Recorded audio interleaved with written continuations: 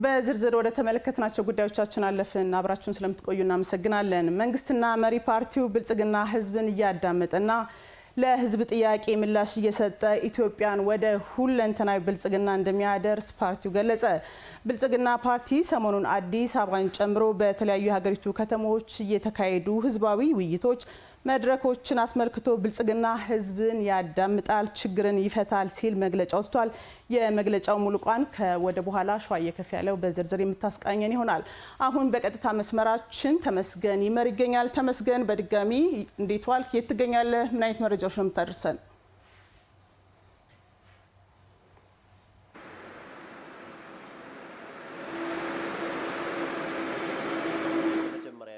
የቱሪዝም ፎረም በአዲስ አበባ እየከወነ ነው የሚገኘው። በተለይ ደግሞ ባለፉት ዓመታት አዲስ አበባ በርካታ መሰረተ ልማቶችን ሰርታለች። እነዚህ መሰረተ ልማቶች ደግሞ ለሀገር ውስጥ ጎብኚዎች ምቾት፣ ከዚህ በተጨማሪ አፍሪካውያንና የዓለም የአይን እንደዚሁ ገብነት ሚና እንዲኖራት አድርጓል። ታዲያ በተለይ ደግሞ ይህ ፎረም እንግዲህ በርካታ ሀሳቦች የተሰነዘሩበት ነው። የአዲስ አበባ ከተማ የቱሪዝም ኮሚሽን ኮሚሽነር አቶ ሁንዴ ከበደ እንደዚሁ ሀሳባቸውን ሰንዝረው ነበር። በተለይ ደግሞ አዲስ አበባ ባለፉት ዓመታት የገነባቻቸው መሰረተ ልማቶች ምቾትን የሚለግሱ ብቻ አይደለም፣ በቱሪዝም ዘርፉ ያመጣው አበርክቶና የተወጣው ሚና የላቀና ጉልህ ድርሻ እንደዚሁ ማስተዋጽኦን የተወጣ ስለመሆኑ ሀሳብን ሰንዝረዋል። የቱሪዝም ኮሚሽንም ታዲያ ከተመሰረተና ከተቋቋመ ራሱን ችሎም ከወጣ ጥቂት ጊዜ ቢሆንም በተለይ ደግሞ በአዲስ አበባ ከተማ ያሉ ጸጋዎችን ማጉላት፣ ከዚህ በተጨማሪ ደግሞ አጠቃላይ ሁነቶችን ማስዳሰስ ላይ እንደዚሁ በርካታ ስራዎችን እየሰራ ስለመሆኑ እንደዚሁ ሀሳብን የሰነዘሩበት መድረክና ፎረም ነበር። በተለይ በዛሬው ዕለት ደግሞ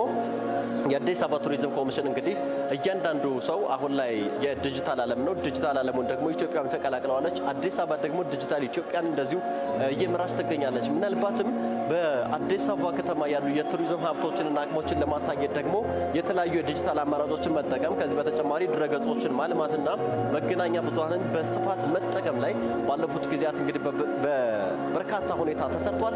ያን ስራ ደግሞ ማጠናከር፣ ከዚህ በተጨማሪ ማስቀጠል እንደሚጠበቅ እንደዚሁ ሀሳብ የገለጹበት ነው። ታዲያ ይህ ፎረም በርካታ ፋይዳዎችና ሚናዎች የሚወጣ ነው። በተለይ ደግሞ መንግስትና የግሉ ዘርፍ በትብብር እንዲሰሩ ያለንን የቱሪዝም አቅምና አጠቃላይ ገጸ በረከታችን ለዓለም እንድናሳይ እድል የሚፈጥር ስለመሆኑ እንደዚሁ አቶ ሁንዴ ሀሳብ የሰነዘሩበት አግባብ አለ። የአዲስ አበባ ከተማ ምክር ቤት አፈ ጉባኤ ቡዜና አልከድርም እንደዚሁ ተገኝተው ነበር። እርሳቸውም በተለይ መንግስት ባለፉት ዓመታት የቱሪዝም ዘርፉን አንድ የገቢ ማግኛ፣ ከዚህ በተጨማሪ ደግሞ የኢኮኖሚ ምሰሶ ለማድረግ በተሰራ ስራ ይህ ተጨባጭ ለውጥ ተመዝግቧል። ከዚህ በተጨማሪ ተጨባጭ ስራዎችም ተሰርተዋል ብለዋል። ታዲያ አዲስ አበባ ከተማ ባለፉት ዓመታት በሰራቻቸው ልማቶች ውስጥ ደግሞ የቱሪዝም ሀብቶቿን ማጉላት ብቻ አይደለም፣ የነበሩ ነባሪ ቱሪዝም ሀብቶችን ማደስ፣ ከዚህ በተጨማሪ አዳዲስ መዳረሻዎችን ማልማት ላይ የተሰሩ ስራዎች ይበል የሚያሰኙ ናቸው። በተለይ ደግሞ የቱሪዝም መዳረሻዎቹ አሁን ላይ ዓለም የደረጃ አለ። ከዚህ በተጨማሪ አዲስ አበባስ የት ናት የሚለውን በደንብ በሚያመላክት መልኩ አዲስ አበባ ዓለም አቀፍ ተወዳዳሪ ለመሆን እየሰራች ትገኛለች። ስለዚህ የቱሪዝም መናገሻና መዳረሻ ስፍራዎችም የአዲስ አበባን ገጽታ፣ የኢትዮጵያን አጠቃላይ ሁናቴ በሚያሳዩ መልኩ የተደራጁ ዓለም አቀፍ ተወዳዳሪነትና ተቀባይነት ባለው መልኩ የተሰሩ ስለመሆናቸው እንደዚሁ ሀሳብን ሲገልጹ ነበር። እንደዚህ አይነት መሰል ፎረሞች ደግሞ በመሰባሰብ ልምድና ተሞክሮን ማጋራት፣ ከዚህ በተጨማሪ ያንዱን ልምድና ተሞክሮ በመቅሰም ደግሞ ለሀገር አብሮነትና አንድነት መስራት፣ በቱሪዝም ውስጥ ደግሞ የሀገርን ገጽታ መለወጥ፣ የከተማን አቅምም መሸጥ የሚቻልበት እድል ስለመሆኑ እንደዚሁ ሀሳብ የገለጹበትና የሰነዘሩበት ነው። በቀጣይም በተለይ ደግሞ የከተማዋን አጠቃላይ የቱሪዝም መናገሻነት የሚያጎሉ ስራዎች በስፋት እየተሰሩ ስለመሆኑ እንደዚሁ ሀሳብ ሰንዝረዋል። ለአብነት ያክል የጤና ቱሪዝም መናገሻ ተው ዘንድ አዲስ አበባ ነባር ጤና ተቋማትን ማደስ፣ ከዚህ በተጨማሪ አዳዲስ ጤና ተቋማትን ደግሞ መገንባት ላይ በርካታ ስራዎችን ሰርታለች። ይህ ደግሞ በተጨባጭ ለውጥ ያመጣ በቀጣይም የሚጠበቅ ስለመሆኑ እንደዚሁ ሀሳብ ገልጸዋል። በስፖርት ዘርፉም በርካታ የስፖርት መሰረተ ልማቶች በከተማዋ ተገንብተዋል። ይህ ደግሞ በስፖርት ቱሪዝም ዘርፉ እንደዚሁ የራሱን አበርክቶ የሚያመጣ ስለመሆኑ ሀሳብ ገልጸዋል። የኮንፈረንስ ቱሪዝም መናገሻነቷን በእርግጥም እውን እያደረገች ነው የምትገኘው አዲስ አበባ። ባለፉት ዓመታት በርካታ ዓለም አቀፍ፣ አህጉር አቀፍ ከዚህ በተጨማሪ የሀገር ውስጥ መድረኮች ሲከወኑ ነበር። በቀጣይም ደግሞ የሚከወኑ በርካታ ሁነቶች አሉ። ኮፕ 32ን ማንሳት እንደዚሁ እንችላለን። ምናልባትም አዲስ አበባ የሰራችው በኮንፈረንስ ቱሪዝም ላይ ያመጣችው ለውጥ ደግሞ ዓለም አቀፍ መገናኛ ብዙሃን፣ ዓለም አቀፍ ትኩረት፣ ዓለም አቀፍ ማህበረሰቡ ወደ አዲስ አበባ አይኑን እንዲያደርግና ቀልቡን እንዲገዛው ያደረገ ጉዳይ ስለመሆኑ እንደዚሁ አፈ ጉባኤው ሀሳብ የሰነዘሩበት አግባብ አለ። ታዲያ በቀጣይ ያለንን ጸጋ ማጠናከር ያሉንን የቱሪዝም መዳረሻዎች መጠበቅና መንከባከብ ከሁሉም ኢትዮጵያውያን የሚጠበቅ መንግስትም በአጽንኦት እንደዚህም ደግሞ በትኩረት የሚሰራበት አበይት ዘርፍ ስለመሆኑ ሀሳብ የገለጹበት አግባብ አለ። አሁን ላይ እንግዲህ ሁነቱ እንደቀጠለ ነው። በርካታ አገልግሎት ሰጪ ተቋማት፣ ሆቴሎች ከዚህ በተጨማሪ የተለያዩ የቱሪስት መዳረሻ ስፍራዎች ያላቸውን ጸጋና አቅም እያስጎበኙ እያሳዩ ይገኛሉ። አጠቃላይ የነበረ ሁነትና ያለው መድረክ ይህን ይመስላል። ለመረጃዎች እናመሰግናለን። መልካም ቀን ይሁንልህ።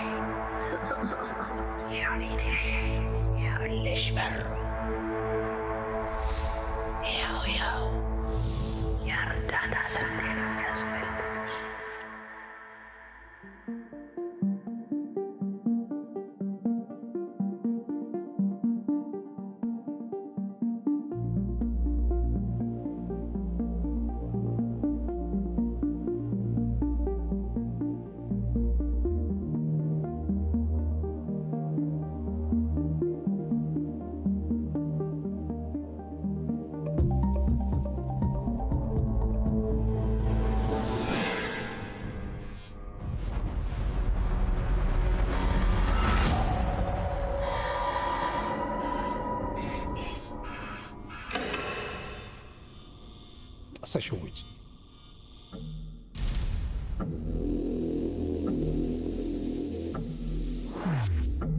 Сашевич. በጥበብ በረቀቀ ምናብ በብልሃት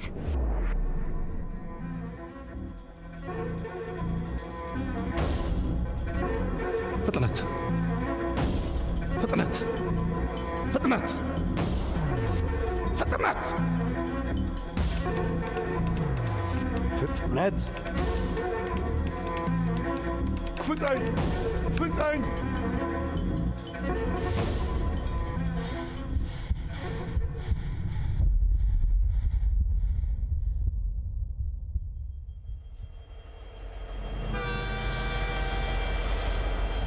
ይገርማል፣ ያጓጓል፣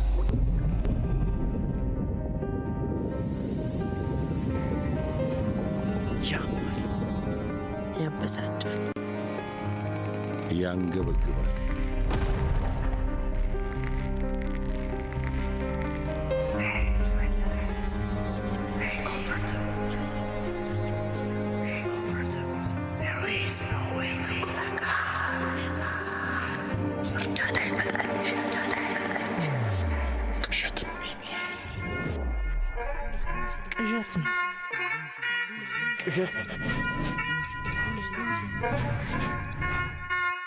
ምናብሽን ጠጥ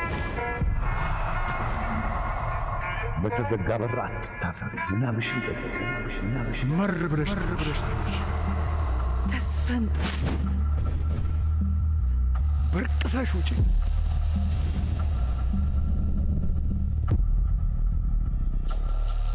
በራስሽ መንገድ ሂጂ።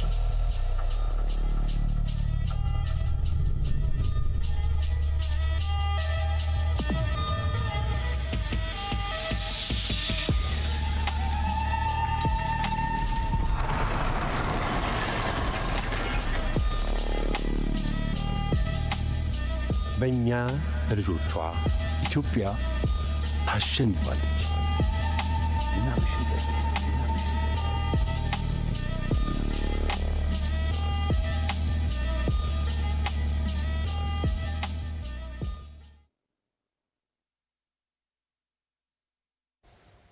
ከመልእክቱ ተመልሰናል። በድጋሚ አብራችሁን ስላላችሁ እናመሰግናለን።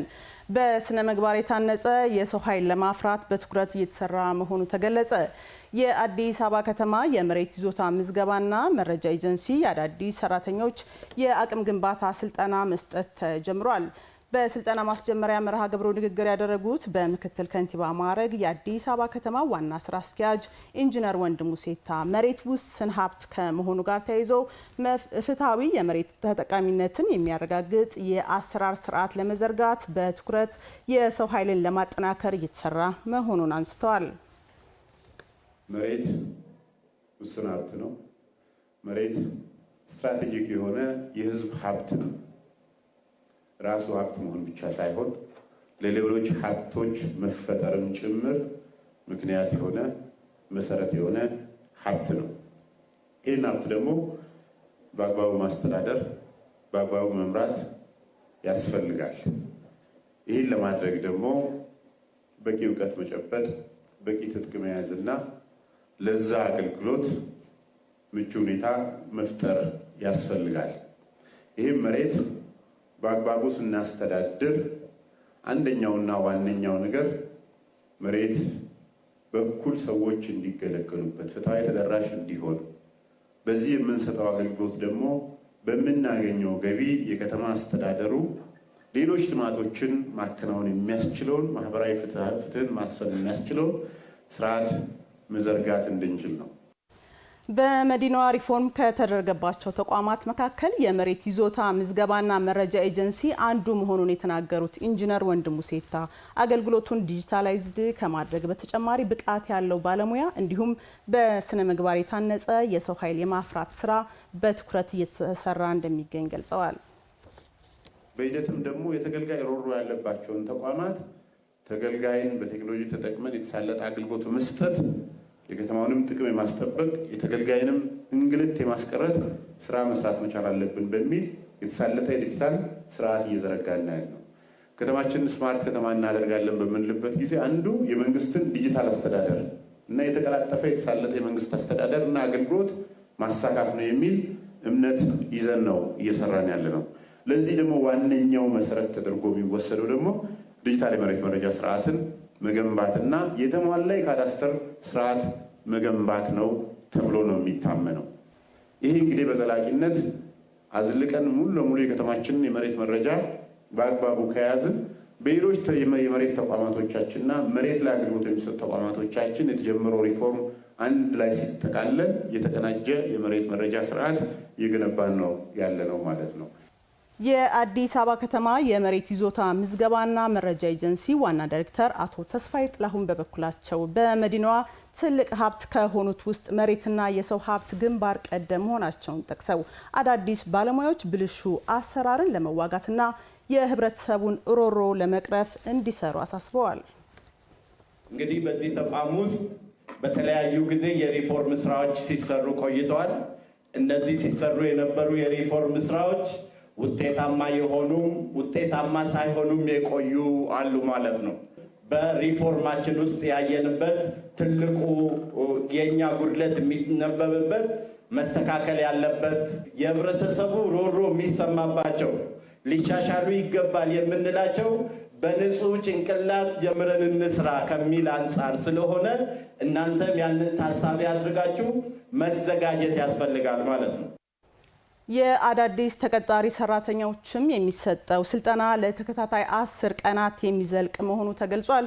ዘገባው የሪፖርተራችን ይታያል አጥናፉ ነው። መረጃዎቻችን እንደቀጠሉ ናቸው። እኩለ ቀናችን ላይ ትገኛላችሁ። በድጋሚ አብራችሁን ስላላችሁ እናመሰግናለን። ወደ ቀጥታ ከቦታው ድረስ ወደምንመዘግበው መረጃችን አልፋለን። ራሄል አበበ ትገኛለች በቀጥታ መስመራችን ላይ። ራሄል በድጋሚ እንዴት ዋልሽ? የት ትገኛለሽ? ከቅድም በጥቆማ መልክ ያደረሽን መረጃ አሁን በዝርዝር ታድርሽናለሽ? አመሰግናለሁኝ። ቀደም ሲልም እንግዲህ እንደተነሳው የአዲስ አበባ ከተማ አስተዳደር የመሬት ይዞታ ምዝገባና መረጃዎች ኤጀንሲ አዲስ የቀጠራቸውን ሰራተኞች እንግዲህ የአቅም ግንባታ ስልጠና ያገኙ ዘንድ በኢትዮጵያ ሲቪል ሰርቪስ ዩኒቨርሲቲ የስልጠና መርሃ ግብር በይፋ ተጀምሯል። በዚህ መርሃ ግብር ላይ እንግዲህ የአዲስ አበባ ከተማ ዋና ስራ አስኪያጅ ኢንጂነር ወንድሙ ሴታን ጨምሮ ሌሎች ባለድርሻ አካላትም ተገኝተዋል። እንግዲህ ቀደም ሲልም እንደተነሳው የአዲስ አበባ ከተማ አስተዳደር የመሬት ይዞታ ምዝገባና መረጃዎች ኤጀንሲ ቀደም ሲል እንግዲህ ከአገልግሎቱ ጋር ተያይዞ በርካታ ክፍተቶች የነበሩበት ለእንግልት የተጋለጠ ከዛም ባሻገር ከብልሹ አሰራር ጋርም ተያይዞ በርከት ያሉ ቅሬታዎች ይነሱበት የነበረ ተቋም ነው። ይህንን ተቋም እንግዲህ የነበረውን ገጽታ ለመመለስ ከተማ አስተዳደሩ በትኩረት ከሰራባቸው የሪፎርም ስራ ካከናወነባቸው ተቋማት መካከል አንዱ ሆኗል። በዚህ ተቋም ላይ እንግዲህ አገልግሎቱን ከማዘመን ጀምሮ ዲጂታል ስርዓትን የመዘርጋት መርሃ ግብሮችም ተከናውኗል። በዚህ የዲጂታል ስርዓትን የመዘርጋትና አገልግሎቱን የማዘመን ስራ የተወሰኑ ለውጦች ቢመጡም ደግሞ ከዛም ባሻገር አሁንም ያልተፈቱ በርከት ያሉ ሁነቶች መኖራቸው የተነሳ ሲሆን ይህንን ደግሞ በዘላቂነት ለመፍታት ያስችል ዘንድ እንግዲህ አሁንም አዳዲስ ስራዎች የተከናወኑ ነው የሚገኘው።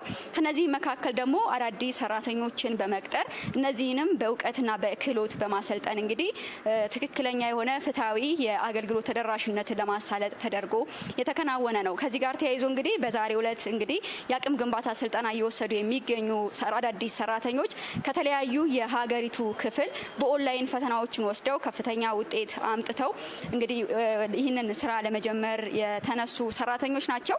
እነዚህ ሰራተኞች ቀደም ሲልም እንዳተነሳሁት ከተለያዩ የሀገሪቱ ክፍሎች የመጡ ከመሆናቸው ጋር ተያይዞ ደግሞ አቅማቸው መገንባት የሚያስችል በተለይ የተቋሙን የአሰራር ስርዓት ለማስረጥ ከዛም ባሻገር እንግዲህ ዲጂታል ስርዓቱንም የተላመዱ የሆኑ ዘንድ እንግዲህ በቅርብ ጊዜ ከተመረቁ ዩኒቨርሲቲዎችም የተወሰዱ ናቸው። በአጠቃላይ ይህ አቅም ግንባታ ስልጠና ስለ ተቋሙ ጠቅለል ያለ መረጃ በተለይ ምንድነው አገልግሎት መስጠት ያለባቸው፣ እንዴት ነው በፍትሃዊነት፣ በግልጸኝነት፣ በመረጃ ትክክለኝነት ማህበረሰቡን ማገልገል የሚቻለው የሚሉ ሁነቶች ላይ እንግዲህ ለተከታታይ 10 ቀናት ስልጠናው የሚሰጥ ነው የሚሆነው። ቀደም ሲልም እንደተነሳው መሬት እንግዲህ ውስን ሀብት ነው።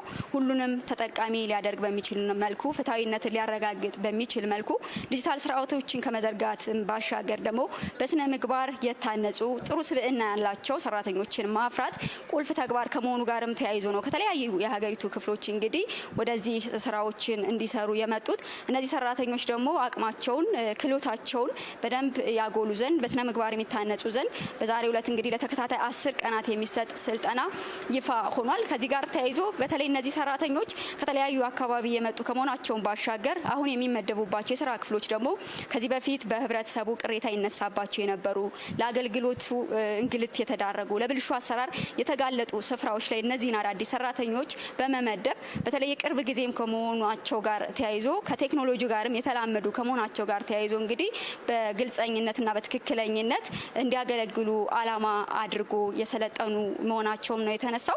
እንግዲህ እነዚህ ሰልጣኞች ለተከታታይ 10 ቀናት ከሰለጠኑ በኋላ በተለያዩ አካባቢዎች በተመድበው የሚሰሩ ሲሆን ከዚህ እነዚህ አዲስ ኃይል ከመሆናቸው ጋርም ተያይዞ እንግዲህ በስነ ምግባር ታንጸው ለማህበረሰቡ አገልግሎት ይሰጣሉ ተብሎም ይጠበቃል። በአጠቃላይ እዚህ ያለው መረጃ ይህን ይመስላል። ራሄል እናመሰግናለን። መልካም ቀን ይሁንልሽ። እንቀጥላለን። የህዝባዊ መድረኮች መረጃ በዝርዝር ደርሶናል። ጉዳዩን እናስታውሳችኋለን። መንግስትና መሪው ፓርቲ ብልጽግና ህዝብን እያዳመጠና ለህዝብ ጥያቄ ምላሽ እየሰጠ ኢትዮጵያን ወደ ሁለንተናዊ ብልጽግና እንደሚያደርስ ፓርቲው ገልጿል። ብልጽግና ፓርቲ ሰሞኑን አዲስ አበባን ጨምሮ በተለያዩ የሀገሪቱ ከተሞች የተካሄዱ ህዝባዊ የውይይት መድረኮችን አስመልክቶ ብልጽግና ህዝብን ያዳምጣል፣ ችግር ይፈታል ሲል መግለጫ አውጥቷል። የመግለጫውን ሙሉ ቃል ሸዋዬ ከፍ ያለው እንዴት አቀርብልናለች። በብልጽግና ፓርቲ የሚመራው የመደመር መንግስት የጉባ ብስራቶች የመደመር መንግስት ትሩፋቶች በሚል መሪ ቃል ህዝባዊ የውይይት መድረክ እያካሄደ ይገኛል። ለተከታታይ 2 ሳምንታት በመዲናችን አዲስ አበባ 11ዱም ክፍለ ከተሞችና በሁሉም የክልል ዋና ዋና ከተሞች የውይይት መድረኮች ከፍ ያለ የህዝብ ተሳትፎ የታየባቸው ሆነው ተካሂደዋል። መድረኮቹ እስካሁን በፓርቲና መንግስት የበላይና ከፍተኛ አመራሮች አወያይነት በ24 ከተሞች ተከናውነዋል። በቀጣይ ወደ ተለያዩ ከተሞችና ገጠር አካባቢዎች የሚወርድ ሲሆን መላ ህዝባችን የውይይት መድረኩ አካል ሆኖ ይሳተፋል። ህዝባዊ የውይይት መድረኮቹ መንትያ ግቦች ያነገቡ ናቸው። አንደኛው ግብ ብልጽግና ለህዝብ የገባውን ቃል ህዝብ አስተባብሮና ተጠቃሚ አድርጎ በተግባር የገለጠበትን እውነታ ከህዝቡ ከራሱ አብሮ ለመገምገም ነው። ሁለተኛው ግብ በተለያዩ ውስጣዊና ውጫዊ ምክንያቶች የሚስተዋሉ ችግሮችን ከህዝቡ ከራሱ በማዳመጥ መፍትሄ መስጠት ነው። እነዚህ መንትያ ግቦች ያነገበው ህዝባዊ የውይይት መድረክ በያዝነው ዓመት መባቻ ከኢትዮጵያ ታላቁ ህዳሴ ግድብ ምርቃት ጋር ተሰናስነው የተሰሩበትን 7ቱ የጉባና የመደመር መንግስት ብስራቶች ዋቢ አድርጎ መሪ ቃሉን መርጧል። የህዝባዊ ውይይት መድረክ መሪ ቃል አካል የሆነው አንደኛው ነጥብ 7ቱ የጉባ ብስራቶች ሲሆኑ እነዚህ ከታላቁ ህዳሴ ግድብ ፕሮጀክታችን በድምር በ6 እጥፍ የሚተልቁ የ30 ቢሊዮን ዶላር ፕሮጀክቶች ናቸው። እነዚህ ማዳበሪያ፣ የነዳጅ ማጣሪያ፣ የጋዝ ኃይል፣ የኒውክሌር ኃይል፣ የቤት ልማትና የግዙፍ አየር ማረፊያ ግንባታ ፕሮጀክቶች ኢትዮጵያን በቀጣይ 5 ዓመታት ወደ አፍሪካ የብልጽግና ተምሳሌት የሚያደርሱና የሀገረ መንግስት ግንባታ አካል የሆኑ ስትራቴጂክ ፕሮጀክቶች ናቸው። ታላቁ ህዳሴ ግድባችንን ዳግማዊ አድዋ ብለን እንድንሰይመው እንዳስቻለ ሁሉ እነዚህ ፕሮጀክቶች ደግሞ ሳልሳዊ አድዋ ተብለው የመሰየም እድል ያላቸው ትላልቅ ሀገራዊና አህጉራዊ ፕሮጀክቶች ናቸው። ፕሮጀክቶቹ ከ5 ዓመት በኋላ ሙሉ በሙሉ ሲጠናቀቁ ከኢኮኖሚ ነጻነት፣ ከስራ እድልና ሀብት ፈጠራ የተያዙ ትላልቅ ዝላዮች እንደሚፈጥሩበት ይጠበቃል። የህዝባዊ ውይይት መድረኩ መሪ ቃል አካል የሆነው ሁለተኛው ነጥብ የመደመር መንግስት ነው። የመደመር እሳቤ የኢትዮጵያ ሁለንተናዊ ብልጽግናውን ለማድረግ የሀገራዊ ለውጡ መሪ እሳቤ በመሆን እያገለገለ ይገኛል።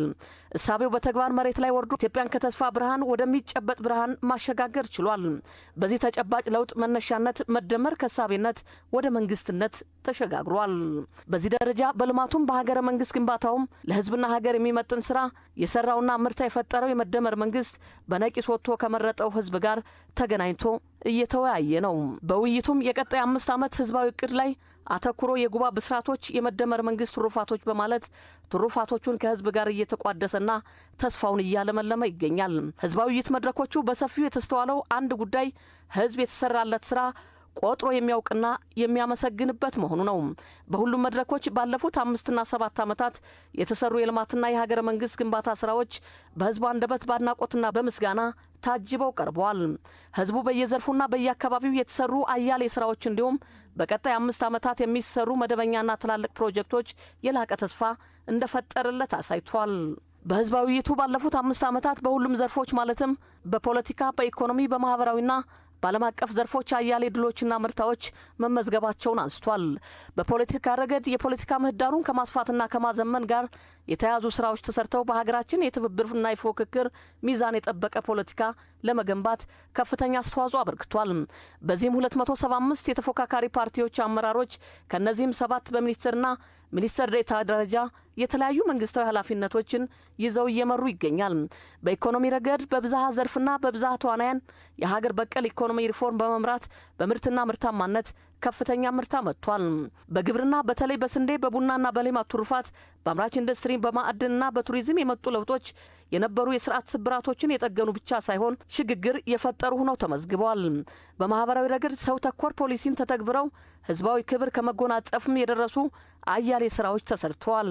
ኢትዮጵያ ከተረጅነት ሙሉ ለሙሉ ከማላቀቅ እስከ ማህበራዊ ዋስትና የሚያረጋግጡ የትምህርትና የጤና ተጨባጭ ለውጦች ተፈጥረዋል። በዓለም አቀፍ ግንኙነት ረገድ ብሔራዊ ጥቅምን መሰረት ያደረገ ከአይን አፋርነት የተላቀቀና ጥበብና ድፍረትን በተሞላበት አካሄድ ተፈጥሮ ሀብቶቻችን ጭምር ታሪካዊ የባህር በር ጥያቄያችን ዓለም በፍትሐዊነት የደገፈው አጀንዳ ማድረግ ተችሏል። ዜጋ ተኮር የሆነ ቅድሚያ ለጎረቤት የሚሰጥ ቀጠናዊ ትስስርን የሚፈጥርና ዓለም አቀፍ ትብብርን የሚደግፍ የውጭ ፖሊሲ በመተግበር የኢትዮጵያ ተሰሚነትና ቅቡልነት ከፍ ያደረጉ ስራዎች ተሰርቷል። መንግስት በእነዚህና ሌሎች አያሌ ድሎች ሳይዘናጋና ሳይኩራራ በህዝብ ዘንድ የሚነሱ ችግሮችና ቅሬታዎችን በመድረኩ እንዲነሱ አድርጓል። መንግስት በህዝብ ዘንድ የሚነሱ የተለያዩ ጥያቄዎችና ቅሬታዎች ከህዝቡ አንደበት ለማዳመጥ የሄደበት ርቀት የህዝባዊነቱና የአገልጋይነቱ ጥግ ማሳያ መሆናቸው በተሳታፊዎች በደስታ እንባ ጭምር የታጀበ እውቅናና ምስክርነት ተሰጥቶታል። ይህ ነባራዊ ሁኔታ በአንዳንድ ባዳዎችና ባንዳዎች በማህበራዊ ሚዲያ ከሚነዙ የሐሰት ወሬዎችና አሉባልታዎች በተቃራኒ ህዝብ ከመንግስት ጎን ያለ መሆኑንና የሚያጋጥሙ ችግሮችም ከመንግስትና ህዝብ የመፍታት አቅም በላይ አለመሆናቸውን ከፍተኛ እምነትና ተስፋ እንዳለ ታይቷል። የመንግስት ህዝባዊነትና ህዝብን የማዳመጥ ተግባር በተከታታይ ዓመታት የተስተዋለ ቢሆንም በዚህ ጊዜ እየተካሄደ ያለው ህዝባዊ ውይይት ላይ የተለየ ትርጉም ተገኝቶበታል። ይህ የተለየ ትርጉም በዚህ ዓመት ነጻ፣ ፍትሐዊና ታማኝነት አሳታፊ ሆኖ ለሚካሄደው ሀገራዊ ምርጫና የዲሞክራሲ ስርዓት ግንባታ እንዲሁም ለቀጣይ 5 የብልጽግና የመሪነት ዓመታት ያለው ህዝባዊ ድጋፍና ዝግጁነት ነው። የመደመር መንግስት በህዝብ የለውጥ ፍላጎት ወደ መሪነት የመጣ ህዝባዊ መንግስት እንደመሆኑ መጠን በቀጣይ ከህዝብ ለህዝብና በህዝብ በሆነ የለውጥ መርህ መሪነቱን አጠናክሮ ይቀጥላል። በመደመር እሳቤ የሚመራው የብልጽግና ፓርቲና የመደመር መንግስት ይህንን የታደሰ ህዝባዊ እምነትና ተስፋ እንደ ተጨማሪ አደራ በመቀበል ኢትዮጵያ በታሪኳና ማደግ በሚገባት አቅም ልክ ወደ ብልጽግና ማማ ለማድረስ የሚደረግ ርብርብ ያጠናክራል። እንቀጥላለን። ጥያቄ ሲነሳበት የነበረው የአራራት ኮተቤ ካራ መንገድ ችግር ባሳለፍነው ሳምንት የነበረው ህዝባዊ ውይይትን ተከትሎ መፍትሄ ማግኘቱ ተገለጸ። በዚህ ጉዳይ ላይ ቴዎድሮስ ኢሳ ተጨማሪ መረጃ ይዞበታል። በ2010 ዓ.ም ግንባታው ተጀምሮ ከዓመታት በፊት ተጠናቆ ለአገልግሎት ክፍት የተደረገው የአራራት ኮተቤ ካራ መንገድ የአካባቢው ነዋሪዎች የዓመታት የመንገድ መሰረተ ልማት ጥያቄ የመለሰ ነው። ይሁን እንጂ ለፈጣን አውቶቡስ ተብሎ የተለየው መስመር ጋር ተያይዞ የትራፊክ አደጋ በተደጋጋሚ በመፈጠሩ የአካባቢው ነዋሪዎች ዘንድ ስጋት ፈጥሮባቸዋል። የመንገድ ዲዛይኑ እንዲሻሻልም ነዋሪዎቹ ኤሜን በስፍራው በተገኘበት ወቅት ድምፃቸውን አሰምተዋል። መሰራቱ ልማቱ ጥሩ ነው። የዛኔ ከዛ ከጭቃው በጣም የተሻለ ነው። ጥሩ ተሰርቷል። ይህ መንገድ በጣም አስቸጋሪ ነው። እውነት ለመናገር ሰው ለመሻገር በጣም ተሳቆ ነው። ይሄኛውን መኪና ስታይ ሌላው ደርቦ በዚህ ሁለተኛ ይመጣል። ይሄን አለፍኩ ስትል ቀጣይ በዛ በኩል ያለው ይመጣባል። ረጅም ጊዜ አደጋ ሲደርስ አይቻል ባይን በዚህ ቦታ ይሄኛው ደሴት የምትለው በጣም ሰፊ ነው። በዚህኛው ላይን ደግሞ ጠባብ ከላይ እንደዛ እየተነዳ መጥቶ እዚህ ጋር ይጠባል። ማታ ላይ የምንሻገረው በዚህ ነው እና መሾም እዚሁ አካባቢ ነው። ብዙ ልጆች አደጋ ደርሶባቸዋል። በዚህ መንገድ አደጋ እየተፈጠረ ነው። ይሄ መንገድ በጣም ለአደጋ እያጋለጠን ነው። በቀኝ ያለፍኩ ስትል መኪናው ደግሞ ተመልሶ ይመጣና በግራ ሲያልፍ አንተን ያገኝሃል። በግራ ማለፍኩ ስትል ደግሞ በቀኝ በኩል ይታጠፍና መጥቶ አንተን ያገኝሃል። ይኸው ችግር ከሳምንት በፊት ህዝብና የመንግስት ከፍተኛ ስራ ኃላፊዎች ፊት ለፊት ባገናኘው የየካ ክፍለ ከተማ መድረክ ላይ በተሳታፊዎቹ የተነሳ ጉዳይ ነው። የኮተቤ መንገድ የሚባለው ማለት ነው በጣም ለአደጋ የተጋለጠ የዲዛይን ማለት በሀገራችን እሳቤ ነው። ባደጉት ሀገሮች እሳቤ በጣም ጥሩ ሊሆን ይችላል። በሀገራችን እሳቤ ግን በጣም የኮተቤ መንገድ ህዝቡን ያስመረረ የብዙ ዜጎችን ህይወት ያስጨነቀ ነውና አደጋው ብዙ ስለሆነ ብታዩል። እንዲህ አይነቱ መድረክ ህዝብ ለሚያነሳቸው የልማትና የመልካም ማስተዳደር ችግሮች አፋጣኝ ምላሽ እንዲያገኙም ተመራጭ ሆኗል። የአራራት ኮተቤ ካራ መንገድ ስጋቱ እንዲወገድ ትኩረት ይሰጠው በሚል በመድረኩ ለተነሳው የህዝብ ጥያቄም ሳምንት ባልሞላው ጊዜ መንግስት ፈጣን ምላሽ ለመስጠት ባለው ቁርጠኝነት መሰረት የመፍትሄ እርምጃ መውሰድ ተጀምሯል። ለፈጣን አውቶቡስ ተብሎ የተለየውን መስመር የማስተካከል ስራም በአዲስ አበባ መንገዶች ባለስልጣን ተጀምሯል። ከነዋሪዎች ጋር ከተደረገው ውይይት በኋላ የከተማ አስተዳደሩ ፈጣን ምላሽ በመስጠት የመንገዱ ግንባታ ተጀምሯል። አጠቃላይ ያለውን አደጋ ሁኔታዎችን ከግምት ውስጥ በማስገባት እንደዚሁም ደግሞ በከተማችን ውስጥ በተለያዩ ቦታዎች ላይ እየተገነቡ ያሉ በኮሪደር ልማት እየተሰሩ ያሉ አካባቢዎች መሀል ላይ ያሉትን አካፋዮችን ሌሎችን በማንሳት በቀለም ስማርት የሆነ የመንገድ አገልግሎት እንዲኖር ከማድረግ አንጻር ሌሎቹንም የመንገድ መብራቶች ላይ ያሉትን ስማርት አገልግሎቶችን ከግምት ውስጥ በማስገባት እየተሰራ ያለበት ሁኔታ አለ። ይህን ታሳቢ በማድረግ አሁን ላይ የቢአርቲ አካፋዮች የነበሩና የባስ ስቴሽን ይሆናሉ ተብሎ የተሰሩትን ቦታዎች ጭምር የማንሳትና የማስተካከል በኮሪደር ልማት ስራዎች ቦታዎች ላይ እንዳደረግነው አይነት ፍላት የማድረግ ስራዎች ጀምረናል። ይህንን በቅርብ ጊዜ የምናጠናቀቀው ይሆናል። እየተሰሩ ያሉ ስራዎች በጥናት ከተለዩ አደጋውን እያመጡ ያሉ ተብሎ ከተጠቀሱ አንዱ ነው። ሌላው ከትራፊክ ማኔጅመንት አንጻር እኛ ተከታትለን የምንሰራው ስራ ይኖራል። ይሄ ደግሞ ዋነኛው ነው ማለት ይቻላል። በዚህ በኮተቤ መንገድ ላይ መሀል ሚዲያ ላይ ያለው አካፋይ ላይ ያለው ጉብታ የአደጋ መንስኤ ነበረ። እሱ መነሳቱ አሁን ለፍሰትም የተሻለ ፍሰት እንዲኖር ያደርጋል። እግረኛውም እንዳይጎዳ ወይ ደግሞ ለግጭት እንዳይደረግ የራሱ አስተዋጽኦ ይኖረዋል። በቀጣይነትም የትራፊክ ፍሰቱ ጤናማና የተቀላጠፈ እንዲሆን በተጨማሪም በጥናት ላይ የተመሰረተ ስራ እንደሚሰራ የትራፊክ ማኔጅመንት ባለስልጣን ገልጿል። ተጨማሪ የተጠና አለ። ለምሳሌ ትምህርት ቤቶች አካባቢ፣ ትልልቅ እግረኛ የሚበዛበት አካባቢ፣ ንግድ ኮሜርሻል አካባቢ የሆኑትን 30 ኪሎ ሜትር በሰዓት የማድረግ እና የተቀረውን የመንገዱን ፓርት 40 ኪሎ ሜትር በሰዓት እንዲሆን በዛ የማሻሻልና ምልክቶችንም ጭምር የማሻሻል እንዲሁም ደግሞ አደጋዎች እየተከሰቱ ያሉበት ቦታዎች ላይ ተጨማሪ የፍጥነት መቆጣጠሪያ ጉብታዎችን የመትከል ስራን እንሰራለን ማለት ነው። የ6 ኪሎ ሜትር ዝማን ያለው የአራራ ኮተቤ ካራ መንገድ ሲነሳበት የነበረው ጥያቄ ለይስሙላ አይደለ ህዝብን አድምጦ አፋጣኝ ምላሽ በሚሰጥ መንግስት ምላሽ አግኝቶ የተጠቃሚውን ልብ ማሳረፍ ችሏል። የታጠቁ ኃይሎች ሀሳባቸውን ወደ አዳራሽ ይዘው እንዲመጡ መንግስት ጥረቱን አጠናክሮ እንዲቀጥል የደብረ ብርሃን ከተማ ነዋሪዎች ናቸው የጠየቁት። በደብረ ብርሃን ከተማ የጉባ ብስራቶች የመደመር መንግስት ትሩፋቶች በሚል መሪ ሀሳብ ህዝባዊ ውይይት ተካሂዷል። የካሳሁን አንዱ ዓለም ዘገባን የሸዋስ ዋለ እንደሚከተል ያቀርበዋል። በደብረ ብርሃን ከተማ የጉባ ብስራቶች የመደመር መንግስት ትሩፋቶች በሚል መሪ ሀሳብ ህዝባዊ ውይይት ተካሂዷል። በሀገር አቀፍ ደረጃ የተጀመሩ ልማቶች በእርግጥም ሀገርን ወደ ተሻለ እድገትና ብልጽግና የሚያሸጋግሩ ስለመሆናቸው የደብረ ብርሃን ከተማ ነዋሪዎች አንስቷል። መንግስት ለሚያካሂዳቸው እነዚሁ ልማቶችም የሚጠበቅባቸውን ድጋፍ ለማድረግ ዝግጁ መሆናቸውን ገልጿል። በተለይም ሌላ አካባቢ የምናያቸው ኮሊደር በደብረ ብርሃን ክቡር ከንቲባችንና የስራ ባልደረቦቻቸው ተጣጥረው ጠባሴ ላይ በተለይ ያየንበት ደረጃ አለ። በከተማችን ላይ ኮሪደር ልማቶች አንዳንድ ብዙ ልማቶች እየተከናወኑ ይገኛሉ። እንደ ሀገር ደረጃ ዝም ብለን ካየነው የመጡ ልማቶች በሙሉ አስደማሚ ናቸው። እኛ እንረዳቸውም። በእርግጥ ብዙ ጊዜ ቶሎ እኮ አንረዳም። እኔ ዝም ብዬ እንደ ማህበረሰብ ሳስበው፣ እንደ ህዝብ ሆኜ ሳስበው ሲነግሩን አይደለም ሲያሳዩን ነው የምናምነው። እንደ ሀገር ስናይ መንግስታችን የጀመራቸውን ፕሮጀክቶች በወቅቱ እንዲፈጸም ከህዝቡ ጋር በመተባበርና ህዝቡን በማስተባበር በመጠናቀቁ እኛ እንደ ህዝብ ደስተኞች ነን፣ ከመንግስትም ጎን ነን። በከተማ እንዲሁም በሀገር አቀፍ ደረጃ የተሰሩ የልማት ስራዎችን ያደነቁት የውይይቱ ተሳታፊዎች ሊሰሩ ይገባል ያሏቸውን የልማትና የመልካም አስተዳደር ጥያቄዎችንም አንስተዋል። በክልሉ የተፈጠረው የጸጥታ ችግር ህዝብን ለከፋ ችግር ዳርጓል ያሉት ነዋሪዎቹ ይህም ሊበቃ ይገባል ብለዋል። በጫካ ያሉ የታጠቁ ኃይሎችም ሀሳባቸውን ወደ አዳራሽ ይዘው እንዲመጡ መንግስት ጥረቱን አጠናክሮ እንዲቀጥልም ጠይቀዋል። ኑሮ በጣም ኦቨር ነው። ገንዘብ እየጋሸበ ነው። ገንዘብ ምንም እያመጣ አይደለም። ይህስ ነገር ለምንድን ነው በየጊዜው አሁን ቢሆን መድረክ ይከፈታል፣ መድረክ ውይይት፣ ብዙ ነገሮች ይነሳል፣ ግን አሁንም ቢሆን በደንብ አልተፈታም። ሰላም የሚመጣው ህዝብና መንግስት አንድ ሲሆኑ ነው።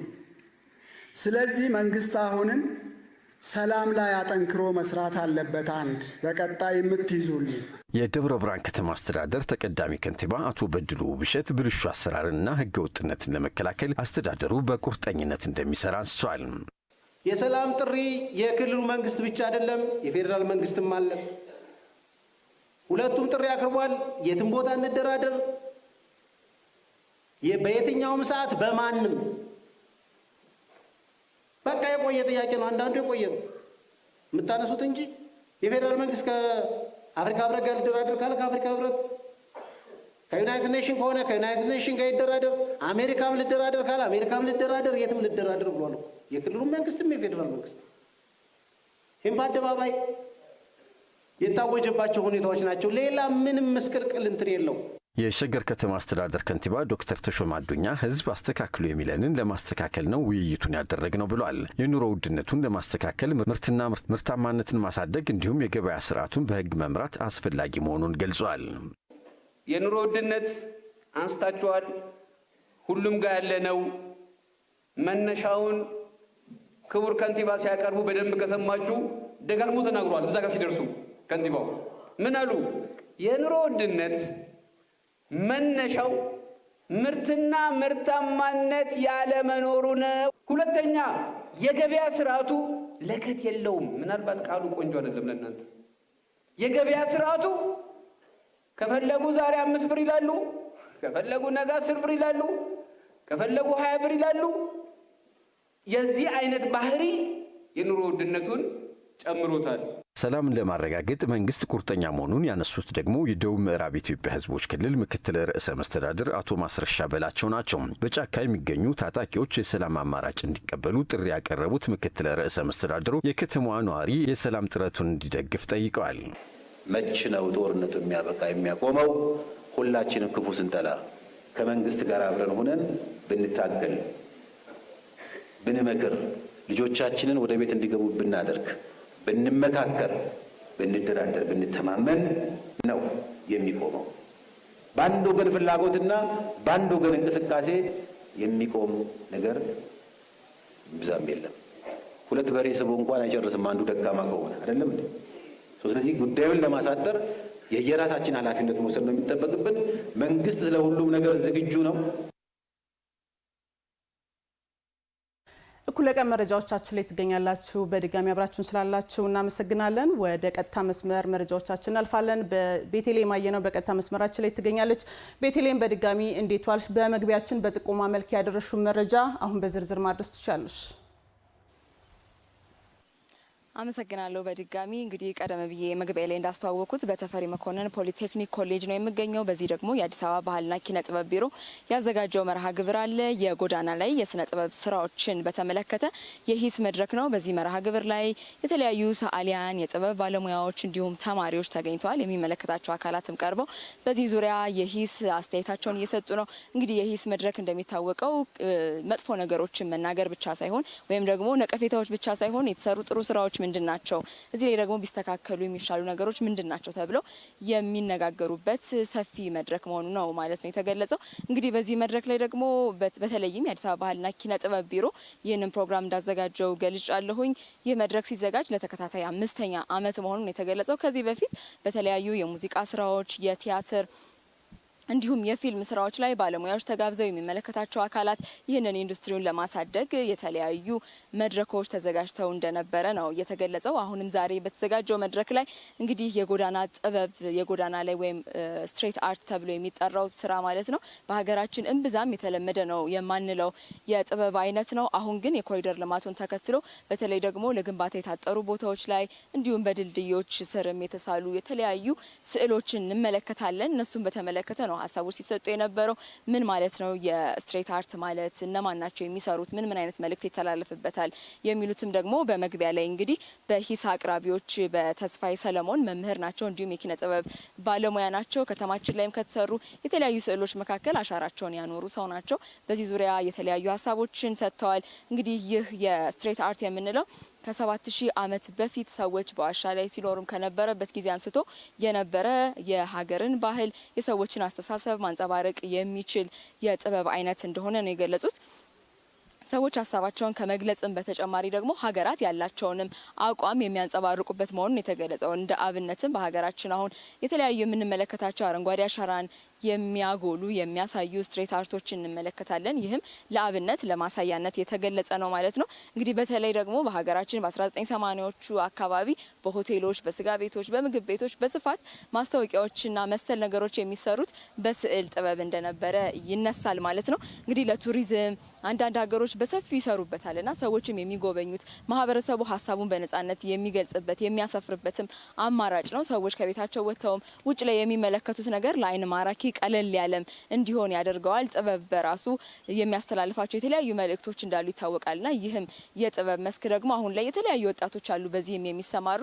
ስለዚህ መሰል መርሃ ግብሮች እንደነዚህ አይነት ስራዎች ላይ እየታዩ ያሉ በጎ ነገሮች እንዲበረታቱ፣ መስተካከል የሚገባቸው ነገሮች ደግሞ ምንድናቸው የሚለውን ለመወያየት ይረዳል። በዚህ ዙሪያ ላይ መስራት የሚፈልጉ ፍላጎት ያላቸው ተሰጥኦን የሚያዙ ወጣቶችም በዚህ ፕሮግራም ላይ ተሳትፈዋል። መሰል መርሃ ግብሮች በተለይም ደግሞ እንደነዚህ አይነት ስራዎች ላይ ማህበረሰቡ ግንዛቤ እንዲኖረው ከዛም በተጨማሪ ደግሞ እንደዚህ አይነት ፍላጎት ያላቸው ልጆች በምን አይነት መልኩ ቢሰሩት የተሻለ አዋጭ ነው፣ ለከተማስ በምን አይነት መልኩ ነው መልእክትን ለማስተላለፍ እንግዲህ ከዚህ በፊትም ደግሞ ቀደም ባሉት ጊዜያቶች ጎጂ ልማዳዊ ድርጊቶች ተብለው የሚታሰቡ የሚጠቀሱ ነገሮች ማህበረሰቡ እንዲገነዘባቸው በትልልቅ ቢልቦርዶችም ላይ ተሰቅለው ግድግዳዎች ላይ ተስለው እንመለከታለንና በዚህ መልክ በዚህም ዘመን ደግሞ በጣም በተሻሻለ መልኩ ይህንኑ ነገር ማህበረሰቡ ላይ ለማስረጽ የተለያዩ በጎ ነገሮችን ለማጉላትና ቢቀሩ የሚባሉትም ደግሞ መልእክት ለማስተላለፍ እንደሚረዳም ነው የተገለጸው። በጥቅሉ እንግዲህ መሰል መድረኮች ለኪነ ጥበቡ እድገት የራሳቸው የሆነ አስተዋጽኦ እንዳላቸው ነው የተገለጸው። የአዲስ አበባ ባህል ኪነ ጥበብ ቢሮም ደግሞ እንደዚህ አይነት መድረኮችን ዛሬ ለ5ኛ ጊዜ ነው ያዘጋጀው። ከዚህም በኋላ በተለያዩ ዘርፎች ላይ ባለሙያዎችን እየጋበዘ የሚመለከታቸው አካላት የተገኙበት መርሃ ግብር እንደሚካሄድም ነው የተገለጸው። በአጠቃላይ እንግዲህ ያለው ነገር ይህንን ነው የሚመስለው። ቤተልሔም አየነው ለመረጃዎቹ እናመሰግናለን። መልካም ቀን ይሁንልሽ። እንቀጥላለን። ኢትዮጵያ ያላትን የተፈጥሮ ሀብት ተጠቅማ ለመበልጸግ የጠፈርና የጂኦስፓሻል ምርምር ቴክኖሎጂን በከፍተኛ ደረጃ ተግባራዊ እያደረገች መሆኑን የኢትዮጵያ ስፔስ ሳይንስና ጂኦስፓሻል ኢንስቲትዩት አስታውቋል። ኢንስቲትዩቱ በተለይ የሀገሪቱን የከርስና ገጸ ምድር ውሃዎችን በአግባቡ በጥቅም ላይ ለማዋል ሰፊ የምርምር ስራዎችን እየሰራ ነው ተብሏል። በዚህ ጉዳይ ላይ ሄኖክ ዘነበ ተጨማሪ መረጃ አለው። ከቴክኖሎጂ ያልተዋሃደ ሀገርና ትውልድ ከዘመን ተጣልቶ የሌሎች ባሪያ መሆኑ አይቀርም። በዘርፉ ኋላ ቀርታ ካደጉ ሀገራት መልከ ብዙ ተጽዕኖዎችን ስታስተናግድ የቆየችው ኢትዮጵያም ስብራቷን ለመጠገን ቴክኖሎጂ ለሁለንተናዊ የብልጽግና ጉዞ አንዱ ክንዴ ነው በማለት ባከናወነችው ስር ነቀል የሪፎርም ስራ ከዓለም የውድድር ዓለም መቀላቀል ጀምራለች። በዚህም ከምድር እስከ ጠፈር ያሉ ሀብቶችን እያሰሰች ለእድገቷ መንገድ መቀየሻ እያዋለችም ትገኛለች።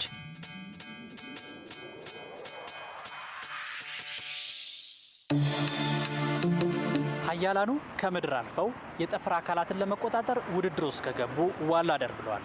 ታዲያ በዚህ ውድድር በሞላበት ዓለም ውስጥ ኢትዮጵያም በዘርፉ በርካታ ስራዎችን እየሰራች ትገኛለች።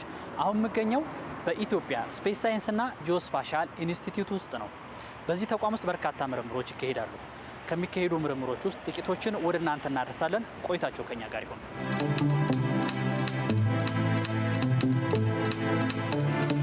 ተነስተናል። እንኳን ተዛመተ ሰላም ነህ? እንዴት ነህ?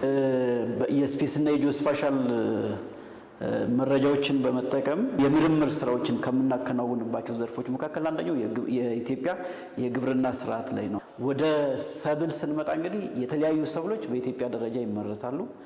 እነዚህ ሰብሎች ደግሞ በተለያዩ የአግሮኢኮሎጂካል ዞን ነው የሚገኙት። ስለዚህ ከተዘሩበት ጊዜ ጀምሮ እስከሚሰበሰቡበት ድረስ ያለውን ነገር የስፔስና የጂኦስፓሻል መረጃዎችን በመጠቀም ውሳኔ ለሚሰጥ አካል መረጃዎችን በመተንተን በማሰባሰብ በማደራጀት እነዛ የመፍትሄ አካል ለመሆን ነው እንግዲህ ይህን ሴንተር አስበን ያቋቋም ነው ማለት ነው። ኢትዮጵያ የምግብ ሉዓላዊነቷን ለማረጋገጥ ብሎም የወጪ ንግድ አቅምን ለማሳደግ የግብርናውን ዘርፍ ከበሬ ጫንቃ ላቃ በዘመናዊ መንገድ በመከወን ላስመዘገበችው ስኬት በተቋሙ ዘመኑን በዋጁ ቴክኖሎጂዎች በመታገዝ እየተደረጉ ያሉ ምርምሮች አበርክቷቸው የጎላ ነው።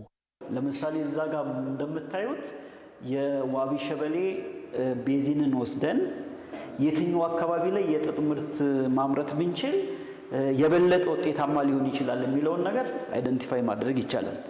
ወንጂ ሸዋ አካባቢ ሹገር ኬን ፕላንቴሽን ወይም የሸንኮራ አገዳ በሰፊው የሚመረቱበት ኤሪያ ነው።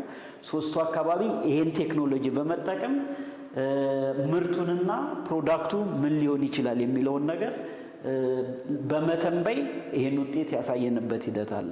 በተቋሙ ከግብርናው ዘርፍ ባሻገርም አጠቃላይ የሀገሪቱ የከርሰና ገጸ ምድር የውሃ ሀብትም ልዩ ትኩረት ተሰጥቶ ምርምር ይደረግበታል። በዚህ ስራም ከተገኙ ስኬቶች በቅርቡ ከታላቁ የኢትዮጵያ ህዳሴ ግድብ ጋር ተያይዞ የሚነሱ ስሁት ትርክቶችን በዓለም አደባባይ ማምከን ስለመቻሉም ይገለጻል። ሱዳን ሮዘሪ የሚባል ግድብና ሪዘርቬር አላቸው። ህዳሴ ግድብ ውሃ ከተያዘ በኋላ ያለው ለውጥ ምን ይመስላል የሚለው በተለይ ከ2018 ጀምሮ እስከ 2024 ድረስ ያለውን ነው የተመለከተው። ምንም አይነት የውሃ መቀነስ እንደማይታይ ነው በዚህ ጥናት የተረጋገጠው። ይሄ የግብጾቹም አስዋን ሎዳምና አስዋን ሃይዳ የሚባሉ እነዚህ ናቸው። ምንም አይነት የውሃ መጠን መቀነስ እንደሌለ በዚህ በቻርቱ ላይ እንመለከታለን ማለት ነው።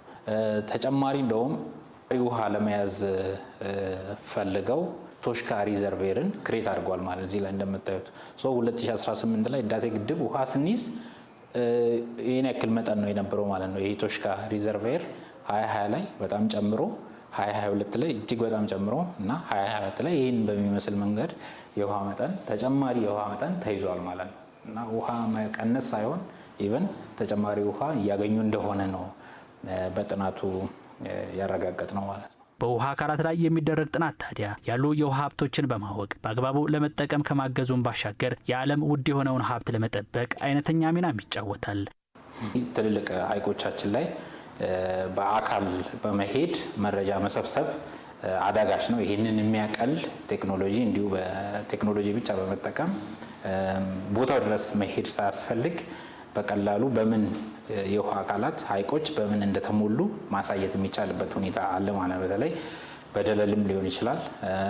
አሁን በእንቦጭ የተሸፈኑ ሐይቆችን በቀላሉ ዲቴክት ማድረግ ይቻላል ማለት ነው። ይሄ ጠቃሚ ነው። በቀጣይ ለሚደረጉ እርምጃዎች ለሚወሰዱ ስራዎች አጋዥ ነው ማለት ነው። ኢትዮጵያ ለሳይንስና ቴክኖሎጂ የሰጠችው ትኩረት ትውልዱን ከአሁናዊ ዓለም ሁኔታ ጋር የሚያስተሳስር ከመሆኑ ባሻገር የውጭ ተጋላጭነትን በማስቀረት የተሟላ ሉዓላዊነቷን ለማረጋገጥ መሰረት ስለመሆኑም ይነሳል። እንቀጥላለን። የሶቪየት የጠፈር መንኮራኩር ቬኔራ 7 የጠፈር ምርምርን በመቀየር ወደ ቬነስ በተሳካ ሁኔታ በማረፍ መረጃውን ወደ ምድር ለማስተላለፍ የመጀመሪያው ሰው ሰራሽ አካል መሆን የቻለው ከዛሬ 55 ዓመት በፊት በዛሬው ዕለት ነው።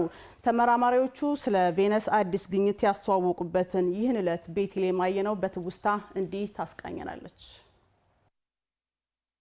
Record audio on the surface of our most dangerous planet. ታህሳስ 15 1970 የሶቪየት የጠፈር መንኮራኩር ቬኔራ 7 የጠፈር ምርምርን በመቀየር ወደ ቬነስ በተሳካ ሁኔታ በማረፍ መረጃዎችን ወደ ምድር ለማስተላለፍ የመጀመሪያው ሰው ሰራሽ አካል መሆን እንደቻለች ታሪክ ያስረዳል። That was the last time that a man-made object reached the surface of Venus. There was some really cool stuff done with balloons. ከረጅም ጉዞ በኋላ የፕላኔቷን ጥቅጥቅ ያለ አካባቢ አየር በመታገል ከምድር 90 እጥፍ የሚበልጥ ግፊትንና ምድራችን ከምታውቀው የሙቀት መጠን እጅግ የላቀና ወደ 475 ዲግሪ ሴንቲግሬድ ሙቀትን በመቋቋም ማረፍ ችላለች። ቬኔራ 7 ስታርፍ የ23 ደቂቃ ያህል ውድ መረጃዎችን መልሳ ለመላክ ችላለች። ለሰው ልጅ ከቬነስ ወለል ላይ የመጀመሪያውን ቀጥተኛ መለኪያም አቅርባለች። ተልኮ ቬነስ ምን ያህል አስቸጋሪና ለሰዎች ጠላት የሆነ ተፈጥሮ የተላበሰች እንደሆነች አረጋግጧል። ስኬቱ ለሰው ልጅ ትልቅ የቴክኖሎጂ ድልን ያመጣም ነው። በፕላኔት ፍለጋ ውስጥ አዲስ ምዕራፍ የከፈተና የሚከተሉ ተልኮዎችንም ያነሳሳ ምርምር ነበር። ይህ የሙከራ መረጃ ቬነስ በአንድ ወቅት ሳይንቲስቶች ከሚያምኑት የበለጠ ለሰዎች ተፈጥሮ የከፋ ሁኔታና አስቸጋሪ እንደነበረች አረጋግጧል። ይህ ስለ ምድር እህት ፕላኔት ያለን ግንዛቤ ቀይሮታል። Venus. At the time, very little was known about this mysterious planet. But scientists believed that under its thick layer of cloud was a world not too different from Earth. ለጠፈር ምርምርም ጉልህ መሰረት ጥሏል። መሐንዲሶች አስቸጋሪና እንግዳ አካባቢዎችን መቋቋም የሚችሉ ማሽኖችን እንዴት እንደሚገነቡ ያሳየ ግኝትም ነበር። To show you how the Soviets finally managed to land, take pictures, and record audio on the surface of our most dangerous planet. በታህሳስ 15 1970 የቬኔራ 7 ስኬት በፕላኔቶች አሰሳ ውስጥ አዲስ ዘመን የከፈተ የሰው ልጅ ሩቅ ዓለማትን መዞር ብቻ ሳይሆን እነርሱን መንካት፣ ማጥናት ብሎም ከነሱ መማር የሚችልበትን ዘመን በር ከፋች የሆነበት ዕለት ነው። The Soviets redesigned the space probe to make it fall through the atmosphere more quickly. They added a cord to the parachute that would stop it from opening, allowing Venera to fall much faster. ወደ ጤና መረጃችን አለፍን። ወደ ጤና መረጃችን ስናልፍ የአይን ጤናን የምንመለከት ይሆናል። የአይን ምርመራ በየጊዜው በማድረግና አብዝቶ ውሃ በመጠጣት የአይን ህመምን መከላከል እንደሚቻል የሕክምና ባለሙያዎች ሲመክሩና ሲጠቁሙ እናስተውላለን። በዚህ ጉዳይ ላይ ሪፖርተራችን አልማዝ ሙልጌታ ከሕክምና ባለሙያ ጋር ቆይታ አድርጋለች። ቆይቷን ተከታትለን በድጋሚ የምንመለስ ይሆናል። ዶክተር አይዳ ስራጅ እባላለሁኝ። በአለርት ሆስፒታል የአይን ሐኪም ነኝ፣ የቪትሪዮ ሬቲና ሰብ ስፔሻሊስት። ስለ አይናችን ጤና በቂ መረጃ ልናስይዘው ይገባል። አሁን እጃችን ላይ ያለው ስልክ፣ ኮምፒውተር፣ ምን ይሄ ሁሉ ብዙ ኢንፎርሜሽን ስለ አይናችን ስለ ጤናችን ሊሰጠን ይችላል። ለምሳሌ ብዙ ሰው ሞራና ግላኮማ ያለውን ልዩነት አያውቅም። የአይን እይታው ቀስ እያለ የቀነሰ ሲሄድ ሞራ ነው ኦፕሬሽን ይሰራል የሚል አስተሳሰብ ስላለው እንደ አጋጣሚ ሲመጣ ግን ግላኮማ ማለት ከአይን ግፊት ጋር ተያይዞ የሚመጣ የነርቭ ችግር ነው። ያ ሆነ ይገኝና መፍትሄ የሌለው የአይነ ስውርነት ችግር ያጋጥመዋል። እውቀት መረጃ በጣም አስፈላጊ ነው። ስለዚህ እውቀታችንን እናዳብር። አንደኛ እሱ ነው። ሁለተኛ በቀላሉ ማድረግ የምንችላቸው መከላከያ ነገሮች አሉ፣ አይናችንን ከችግር ሊከላከሉ የሚችሉ። አንደኛው ትልቅ ለአይናችን ጠንቅ የሆነው የፀሐይ ጨረር ነው።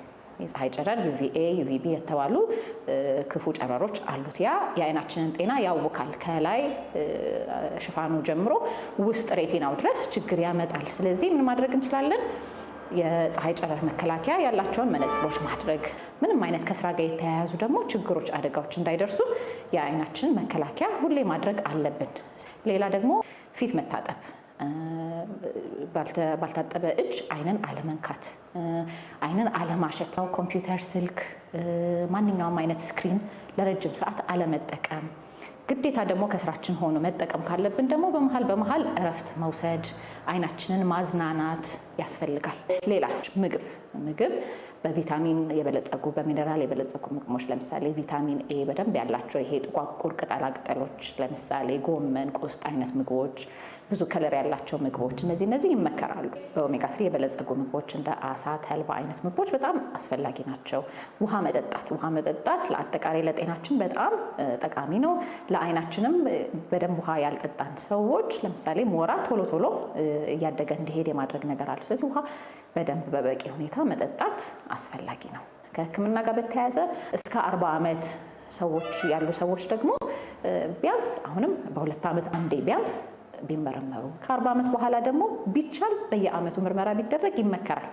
ለምን እድሜ በሄደ ቁጥር አብሮ የሚመጡ ችግሮች አሉ። እንደ ግላኮማ፣ ሞራ አይነት ነገሮች ከእድሜ ጋር አብረው የመጨመር እድል ስላላቸው ምርመራዎች መደረግ አለባቸው። ሌላ ደግሞ ተጓዳኝ የጤና ችግር ያለባቸው ሰዎች፣ ደም ግፊት፣ ስኳር፣ ለረጅም ጊዜ መድኃኒት የሚወስዱ ሰዎች፣ በቤተሰብ ደግሞ የአይን ችግር ያለባቸው ሰዎች ለምሳሌ ግላኮማ እንደዚህ አይነት ነገሮች ያላቸው ሰዎች ከሌላውም ሰው በበለጠ ቀድመው ምርመራ ማድረግ አለባቸው። ይህንን የምንለው በጣም አጽንኦት ሰጥተን የምንናገረው ለምንድን ነው? ብዙ የአይን ችግሮች ምልክት አያሳዩ። ሌላ ደግሞ ምን አይነት ችግሮች ሲታዩ ነው ወደ ሐኪም ቀድመን መሄድ ያለብን?